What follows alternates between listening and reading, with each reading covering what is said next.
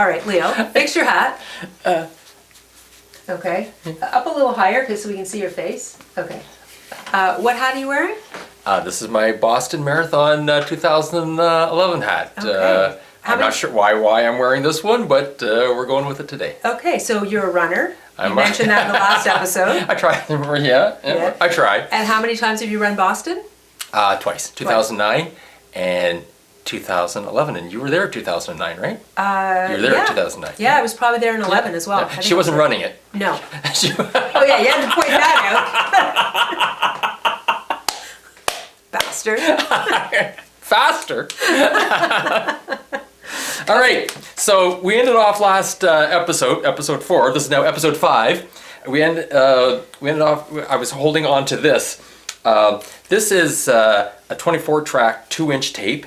I recorded an album back in like 2000, 2001 at a studio using tape. Is probably not good anymore, but I wanted to keep it anyway. But this is what people used to record on. This is maybe, I think maybe 15 minutes worth of a time. So you got chewed up pretty quickly. We used up 3 of them for a CD. So that sounds about right. Maybe 12-15 minutes worth. Pretty expensive, and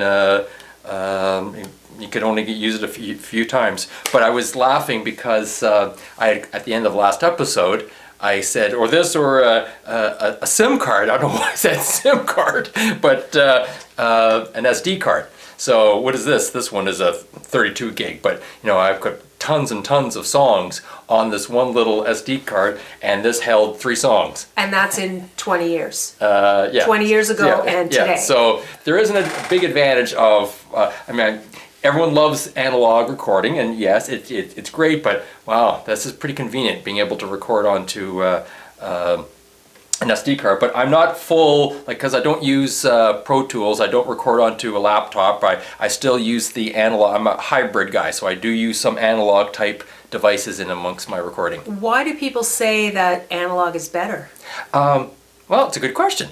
Analog is better because when you hear music, when it comes out of your speaker, that's analog. When it hits your ears, that's analog. Sound is now in this, that's analog. Whereas digital is all the ones and zeros to make up that. So if you have a sine wave, it just knows, okay, that line in the sine wave is X number of ones and zeros. And so they just can build it all back in digitally. But analog is what you actually hear. So you record things when it comes out of your guitar, out of the piano, out of the speaker of your electric guitar, it's all analog. We record, microphones, that's analog. So it's analog, it gets converted to digital. Digitized, yep. And then when you listen to it, it's back to analog again. So if you can record analog onto tape, then it just has a truer, warmer sound. Okay. Okay. Great. All right, so it's a week later. You've been out for a few runs, listened to your tunes, decided that you like the tempo, you like the guitar, you like the vocal. This is, the version of the song that you're going to go with. What are the next steps from there? Where do you take it from there? I will do a recording of with the drum machine again. Record the guitar and the scratch vocal. I'll probably do a re-recording, but so I can have the click track, but also I'll put in a snare, a kick drum and snare, just to give me more of a beat to work with. And then I will, I've had that scratch vocal track, so now I will record a good guitar track, and then I'll try and record a good vocal track. I might go and put in I might go and put in a backup vocal tracks. I might go and put in some tambourine. Oh, sorry. Okay, I might go and put in a little shaker. Okay. Another acoustic guitar track. Now this particular song, I'm just going to stop it for a second. This particular song, I kept my guitar part minimal because I knew I was going to get two really good guitar players playing left and right. So I kept that minimal. So I just start building up as much as I can. My idea is I want to give as much as possible that I can put into it before giving it off to somebody else to listen to do their parts. So I have as much of my vision recorded. You know, we always think people will play and perform what it is that we want them to do, but the more I can give them of where I want the production to go, I try and record to give a better picture. So those tracks you had that had the tambourine and the shaker and all of that, did that come from the drum machine, or did you? Oh, that was me. That was me. Okay, so you recorded that separately. Yes. As a separate track. Yes. So all those things that you just showed us, where you brought it up and brought it down, are all things that you recorded on separate tracks on this. Yep, all separate tracks. Okay. But all using the click track. Okay. So as long as the click track is there, that is also why even though the song will never have the I was playing the kick and the snare and usually have the hi-hat, they provide the beat, the off-beat, the click track provides the quarter notes, and the hi-hat provides the 16th note. So I have all the different beats that if I wanted to add my own percussion, I know I'm playing the tambourine to the offbeat, I'm playing to the shaker to the 16th notes. So I have the drum machine to keep all that in time. So you asked me about, or you commented about the click track, you know, asking more cowbell. It actually is a cowbell. Okay. But your click track can be anything. It could be a different instruments depending on how you set it up. It doesn't have to be a cowbell. Blah, blah, blah, blah, blah, blah, blah, blah, blah, blah, blah.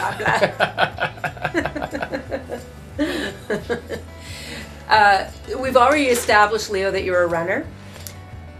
What do you like to run to? What music do you listen to when you run? Oh, I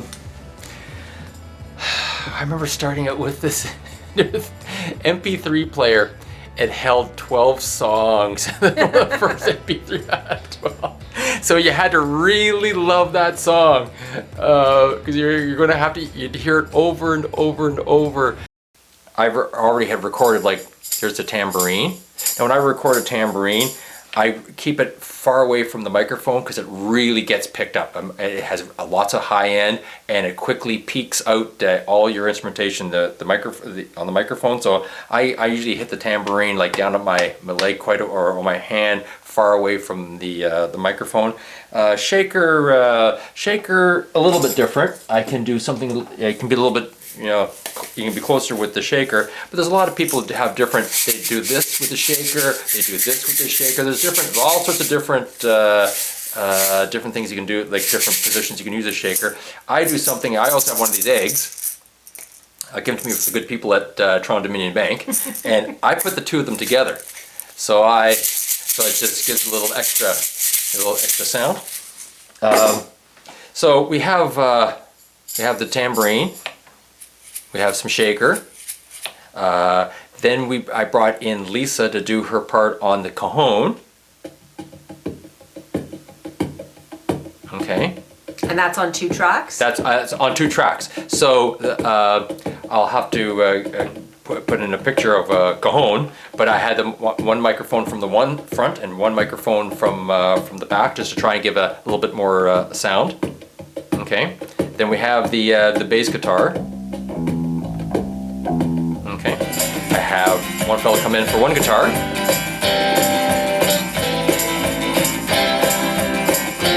And another guitar.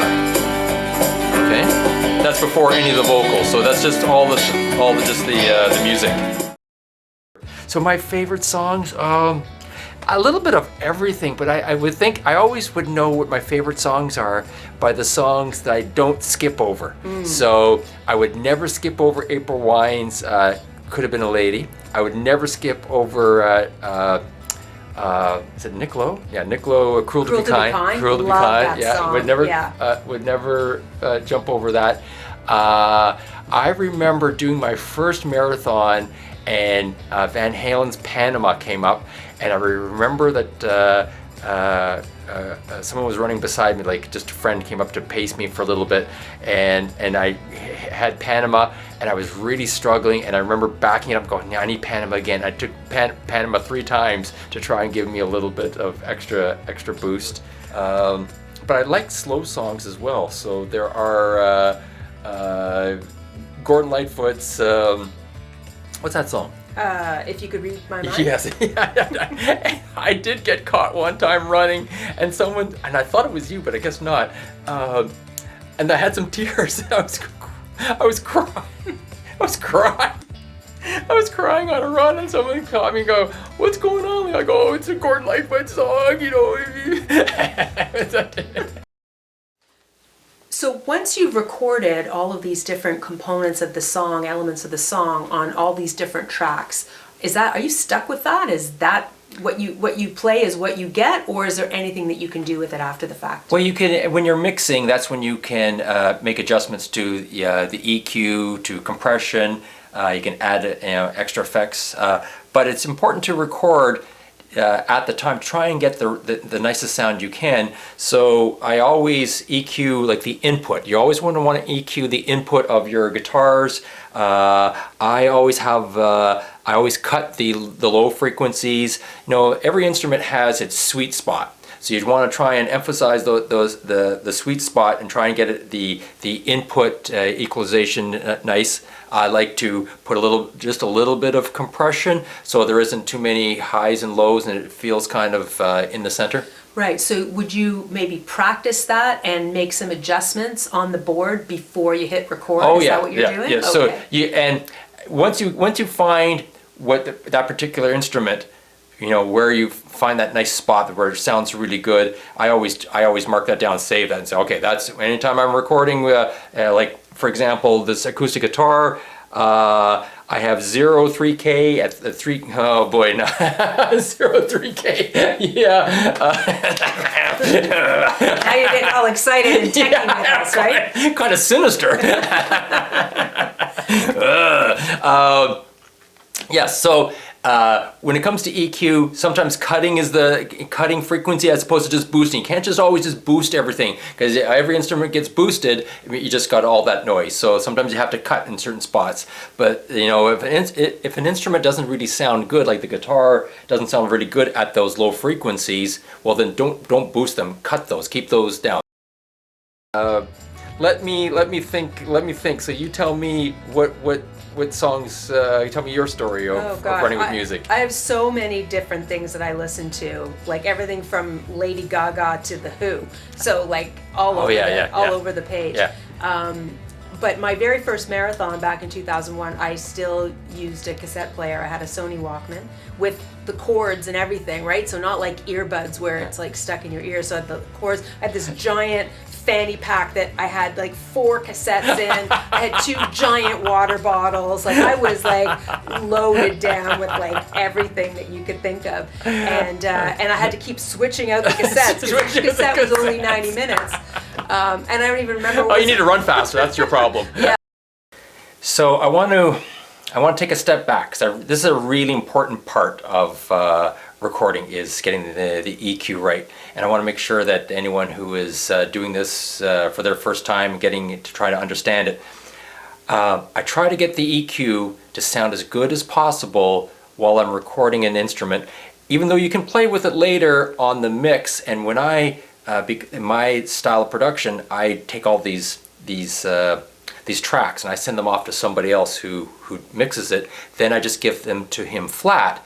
But I've already, and he'll be able to adjust EQ after, but I've already, I've tried to get the best sound at the beginning, so at the recording phase, because they always say, oh, you can fix it in the mix, but there's only so much you can fix if you didn't record it right. So I really take a long time to really make sure I've got the best sound of just playing with the EQ, finding the right frequency. And when you're talking about equalization, you find there's usually 2 or 3 or 4 frequencies you can choose, and then you can raise them up and down. So I keep playing with them, and then each one affects the other. So you just play with them over and over until you get the best sound. But it's really important to get that recorded sound as nice as possible. And then on the board, that's the input. On the board, I keep that EQ almost flat, so that I go, because that's something I can play with later. So I don't want to hear that right now. I only want to hear what's being recorded. I want the recorded sound to be as good as possible. Mm-hmm. So then the old saying, fix it in post, doesn't really apply in this particular yeah, case? and I was made painfully aware of that when I brought in some music to get mastered. And I just thought, oh yeah, you could fix everything. And I had a whole list of things for the engineer to fix. He goes, I can't fix any of that. He goes, you should have done that differently at the recording. There's only so much you can do post. We're recording. I had the iPod Nano, and there's a button in the center that if you press it and hold it, it played what was called your power song. Oh. And your power song could be whatever song you wanted it to be that would sort of help you in those moments that you needed a little bit of extra I'm push. afraid to ask what your power song was going to be. What was your power song? Any guess? I'm going to, was it that Eminem song? Eminem's Lose Yourself. Yeah, it was. That was I know you? That was my power song. Yeah, that's what I listened to. Oh, good power song. What would be your power song that would get you get your feet moving? It's like, oh yeah, that was the burst of energy I got two of them. It's either going to be Metallica's and Sandman. Enter Sandman. Or what's the other? There's Boston's More Than a Feeling. Okay, yeah. Those are two, because it has that slow start, and give me a second to let's get going here, and they go on, and they're both fairly long songs, and it gives me the more time to really push hard. Off the top, you also mentioned about a compressor and a preamp. So what are those, and what do you use those for? Okay, I use the compressor when you're singing and with guitar, but especially with vocals. It's impossible to keep a level, perfect level volume. So as you're singing, you might sing something a little bit too hot, you might get a little bit too close to the microphone, and suddenly there's something loud or something soft. So you can use the compressor to kind of bring up the lows and squish the highs a little bit. I don't do it too much, because you can also do it in the post as well, later in the mix, but I like to do a little bit at the front end during the recording, but just a little bit. I like to just take the top off a little bit, just kind of so there isn't any loud sounds or clicks or anything like that. The preamp, which I've not used for years, and I just got myself this nice preamp, it just enhances the microphone, so you don't have to really sing too loud into the microphone. It gives it like a nice already nice raised bed, and then you're singing on top of that. A good preamp is worth it. They range from anywhere from like $200 to $4,000. So this one is in the middle. But once I got it, I thought, oh my gosh, where have you been? Now I'm all about getting a nice preamp. And what's the price point on the compressor? This one was about $1,000, but you can get them. This is. We call this old school, even though it's digital. It's a piece of outboard gear, as opposed to what a lot of people would have would just be an app now in their Pro Tools on their like on their PC when they're doing digital recording. You can say old school, but is there another? So you're kind of kicking it old school here a little bit. Is that recording? Yeah. Because I think a lot of people might say, hey Leo, you've got all this equipment here. You can do all that off some programs on your laptop. Like you can. You've got all these pieces of equipment. You can. Here. And what's funny about those programs is when you see them, when they load up, like in Pro Tools, you see that, oh, it'll be a picture of that compressor. I like being able to just go and play with that compressor. I like being able to go. I like that. I enjoy playing with those knobs. and I do like there's there's an element of like risk, and there's an element of it's a one-time shot. I know do I adjust that right? And I like that. I don't want to just have everything just all digitized and pre-programmed. Okay.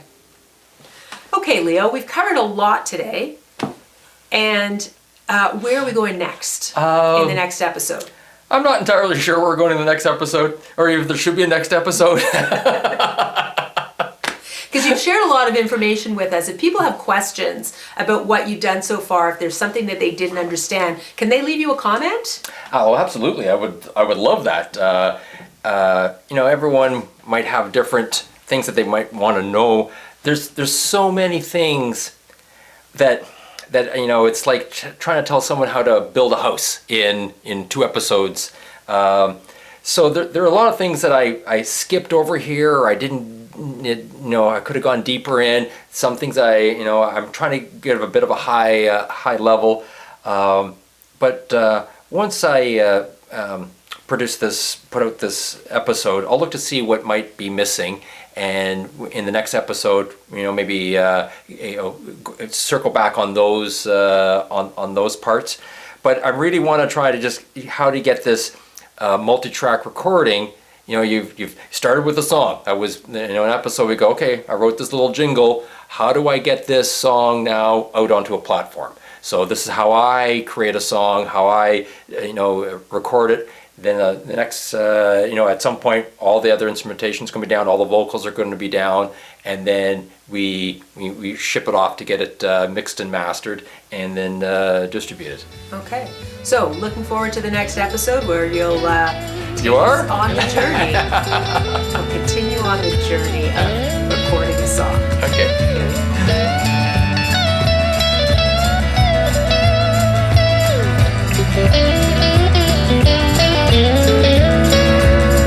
Fill her old jar of sadness to the brim. Another pebble she put in for each sip. She left her over gown and espresso machine, and I was left alone like I've never seen. Leading the life Fred Flintstone in a song, making mistakes and begging to go home. I can only say I was swept away, recalculating to find my way along, recalculating to find my way along.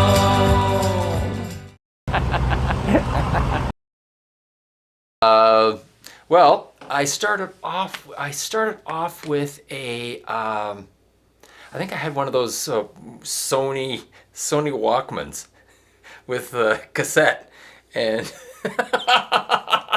You're a jerk. so I know that this is what she started off with, so I just wanted to steal her. But this is great. This is good. Why are you looking over at me now? That was really good.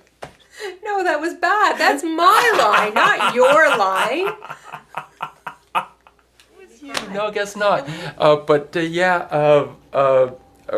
So sometimes some slow songs really bring out a lot of Steve Winwood's "When You See a Chance." Take It. So there are different songs, different mood, and when it came to like a marathon, sometimes I would really program the songs. So I know, okay, here's what I need to have here. Here's what I need to have at this particular time. So depending on the race, I would have different songs.